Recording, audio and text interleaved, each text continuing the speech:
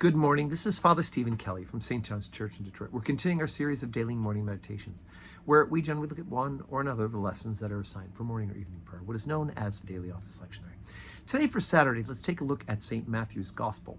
We have assigned from the 24th chapter, beginning at the first verse. So we're pretty far along in Matthew's Gospel, and Matthew and Jesus is heading towards what will ultimately be his death and resurrection. Chapter 24, beginning at verse 1. And Jesus went out and departed from the temple, and his disciples came to him for to show him the buildings of the temple. And Jesus said unto them, See ye not all these things? Verily I say unto you, there shall not be left here one stone upon another that shall not be thrown down. And as he sat upon the Mount of Olives, the disciples came unto him privately, saying, Tell us, when shall these things be? And what shall be the sign of thy coming and the end of the world?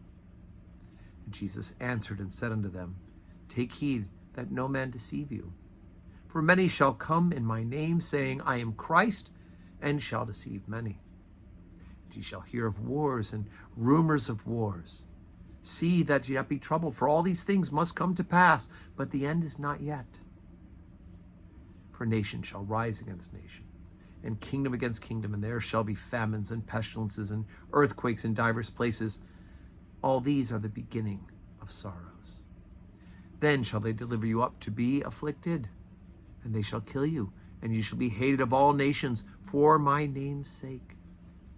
And then shall many be offended, and shall betray one another, and shall hate one another. And many false prophets shall rise, and shall deceive many. And because iniquity shall abound, the love of many shall wax cold. But he that shall endure unto the end, the same shall be saved. And this gospel of the kingdom shall be preached in all the world for a witness unto all nations, and then shall the end come. Okay, it's a heavy day, right? The Saturday reading is heavy. First of all, it starts about them looking at the temple and saying, look at how beautiful this is. And Jesus says, not one stone will stand upon this, right? Because of who Jesus Christ is, being the one sufficient sacrifice once offered for the sins of the world, the temple sacrifices will no longer be necessary. And what happens? Well, in the year 70, the Romans actually destroy the temple.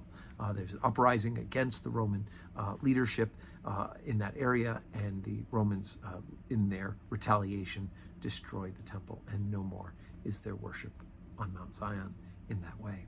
But all of these things, of course, we keep saying, every generation has said, look, here's the wars that are coming. Here's the people that are offended. Here are the people that are betraying one another. Now people are really hating one another, right? And look at, there's famines and pestilence and earthquakes. Everybody's looking for these signs and saying, this is it. And, in our recent war situation with Israel, people are like, well, this is it. And I've heard people make prophecies that, in fact, this is the beginning of the end. Well, guess what?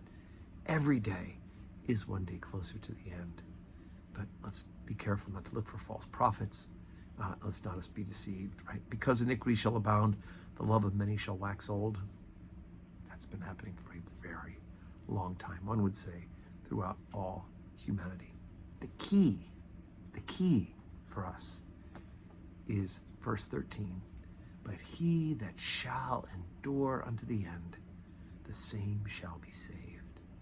And so our job, our responsibility, is to endure, to be faithful, right? And when we fail, to quickly repent, ask God for forgiveness, and ask him to help us to amend our lives, to live, to be the person that he wants us to be. Are things crummy around us? Yes. Have things been crummy before? Yes. Is Jesus coming back? Yes. Yes, he is. But we don't know when. So let's be ready today. And if it's not today, then let's love another day and endure to the end. Today's Saturday.